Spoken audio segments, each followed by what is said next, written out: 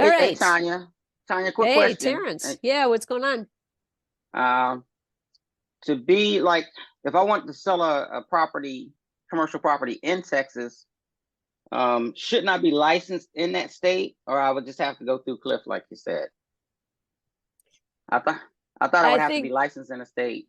yeah, so every state is different. There's that they have that map.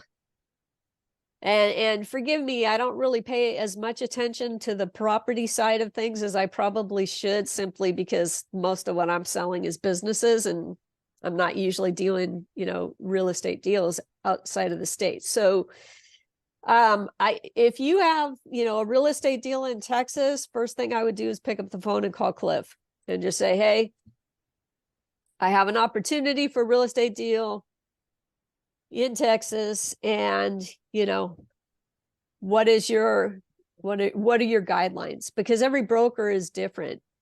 And even though the map may say that there's portability, or that I forget what they is. So they have turf states and they have other states that are cooperative. I'm probably not the best one. Alan, you and Dick do a lot more real estate. You probably know better, but I could comment on it. yeah, go for it. Thank you.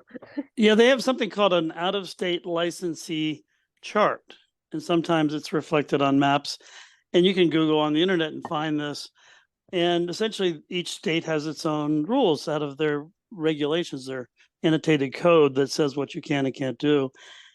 Texas, I believe, is one where if you're licensed in another state, you can do business in Texas and earn a commission without the participation of a Texas broker. But I think it's a best practice to get involved with a local broker. It may cost you some of your commission, but you negotiate that when you're going into the deal, depending how much help you need. Sometimes you just need what some people would call a licensing accommodation. So you can work under their license, but they're not doing much, so they don't get much. Other brokers are going to say, well, if I'm working on it, I'm taking risk. I want to split the deal with you or get a fatter referral. But you have to kind of start with this license portability chart and out-of-state licensees and see what the law requires, and then decide what you want to do.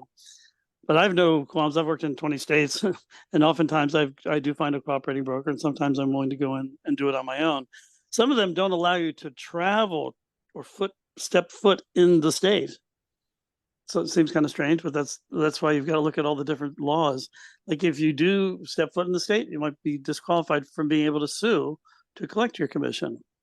And so there's practical and sort of professional implications of all this. But if you want to get more information about it, I would say you could call me or chat me, or just look online for out-of-state licensee charts. SIOR, the Society of Industrial and Office Realtors, has a pretty up-to-date version of that. And now the maps that they're putting out are pretty helpful. So for like at a glance, you can tell what you can do, but then you still have to look at the code because each code is different, what they allow or don't allow. So I hope that helps. Thank you, Alan. Yeah, and Erica put the map, put the portability map in the chat for everyone. So you can take a look at that too. Thank you, Erica. Tanya, this is Lou. Hey, Lou, how are you? Doing pretty good. Haven't been here in a while, but recently I had to move to Texas for some family crisis reasons. While in Texas, I have inquired as to basically Texas is like California. You don't need a license to sell businesses, but if the business includes the lease for the property, then you have to have a real estate license on there. So just like California, you don't need a business license to sell businesses, but you do need a real estate license if the business involves any kind of real estate. And if it has a lease someplace, that includes the real estate on there. Based on that, I thought it was going to be a temporary move to Texas, but it looks like it might be a permanent move to Texas.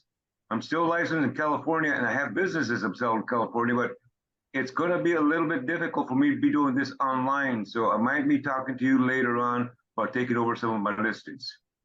All right, just shoot me an email. Happy to help you. Okay.